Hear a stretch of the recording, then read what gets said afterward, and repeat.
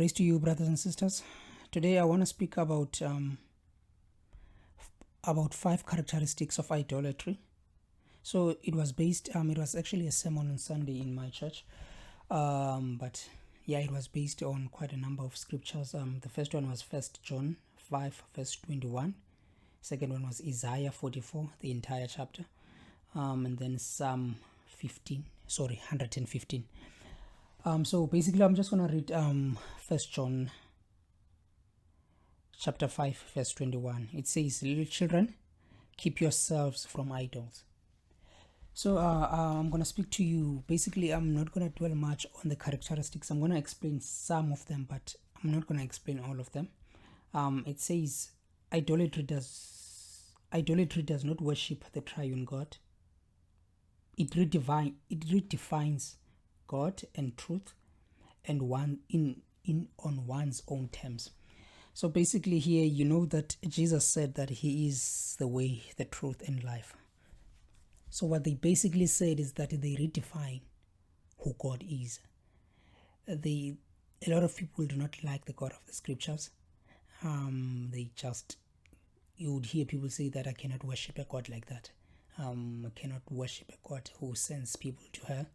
I cannot worship a God who is so and so. But yeah, they always have a list of things as to why they reject the God of the Bible. I remember I had a friend who said she hated God because of what He was doing in the Old Testament, killing people, and the fact that He said women should be submissive, and the fact that He didn't allow homosexuals to have a relationship or to have any relationship.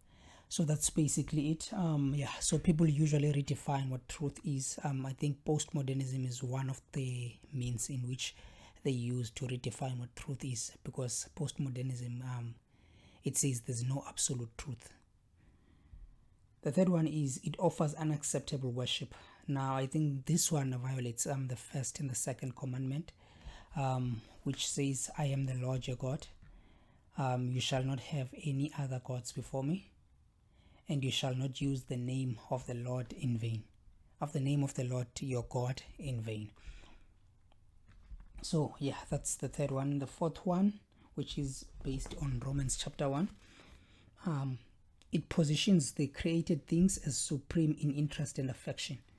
So I'm gonna read Romans chapter 1 from verse 18 to 25. So it goes like this. "For the wrath of God is revealed from heaven against all ungodliness and unrighteousness of men, who by their unrighteousness suppress the truth." What do? They suppress the truth in unrighteousness.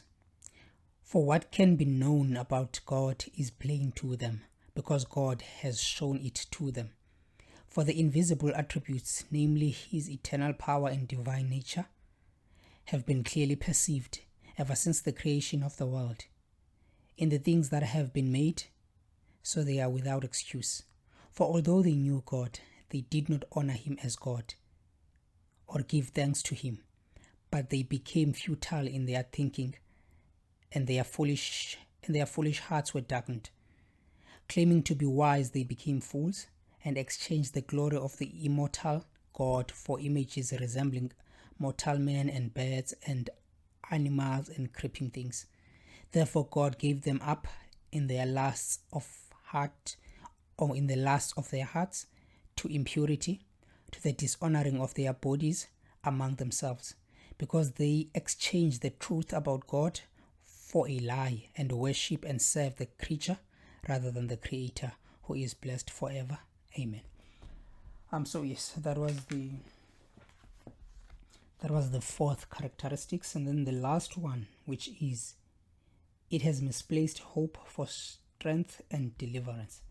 So basically, I think this one would be directed at people who think that by doing good works, they can actually obtain a seat in heaven, or they can actually get God's favor. So this one is basically like people have placed their hope on their good works, hoping that their good works would deliver them from eternal hell, or from eternal fire of hell. Yes, basically this is what I wanted to share with you, brothers and sisters.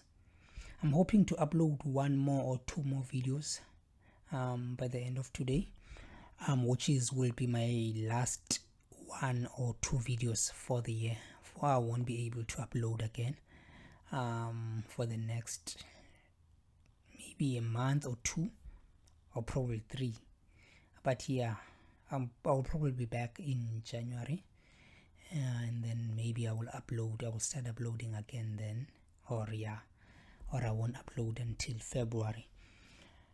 But basically, yeah, this is what I wanted to share with you, brothers and sisters. Yes, I'm gonna come back for one more video, but if not, I will send a message on the community or discussion column, and then yes, you can just know that I'm not gonna be able to do the last video, but I'm hoping to be able to do one more video.